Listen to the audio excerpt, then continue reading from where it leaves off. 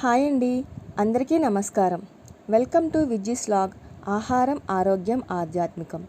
కార్తీక మాసంలో దీపాలు పెట్టడంతో పాటు శివపురాణం చదవడం వినడం వలన మన జీవితంలో సుఖం, శాంతి, ఆధ్యాత్మిక శక్తి పెరుగుతుంది.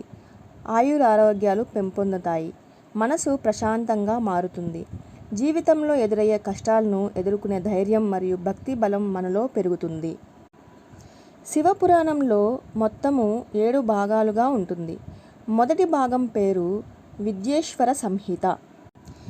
ఈ సంహితలో సృష్టి రహస్యం, శివుడి పరమత్వం మరియు భక్తి ద్వారా శివుడిని చేరే మార్గం వివరంగా చెప్పబడింది. ఒకసారి నారద మహర్షి బ్రహ్మదేవుని వద్దకు వచ్చి ఇలా అడిగాడు: ప్రపంచ సృష్టికి మూలం ఎవరు?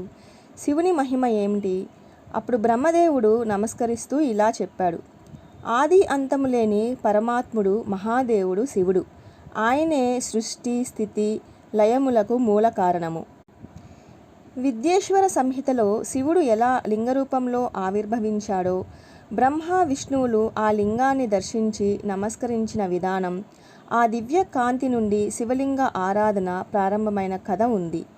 ఈ సంహితలో చెబుతుంది, శివుని ఆరాధన అంటే కేవలము పూజ కాదు, మనసులో శుద్ధి, దైవ నమ్మకము, దయ కలయిక.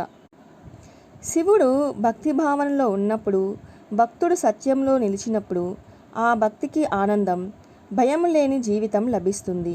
కాబట్టి కార్తీక మాసంలో శివపురాణం వినడం, ఓం నమఃశివాయ జపించడం, శివుడి గుణాలను మనసులో ధ్యానం చేయడం వలన సుఖం, ఆరోగ్యం, ఆత్మశాంతి లభిస్తుంది. శివుడు మనకు నేర్పేది ఒకటే: జ్ఞానం, భక్తి, దయ ఉన్న చోటే పరమశివుడు ఉంటాడు. శివపురాణం, విద్యేశ్వర సంహిత ఆధ్యాత్మిక జ్ఞానానికి ద్వారం.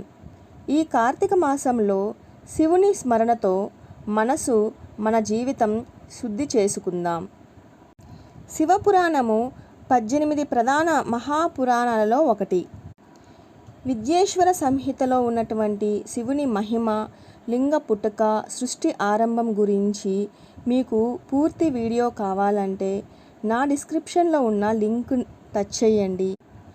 విద్యేశ్వర సంహిత పూర్తి వీడియోను చూసి ఆధ్యాత్మిక శక్తిని పెంపొందించుకోండి. ఆ మహాపరమశివుని యొక్క ఆశీస్సులు, ఆశీర్వాదాలు తప్పకుండా లభిస్తాయి.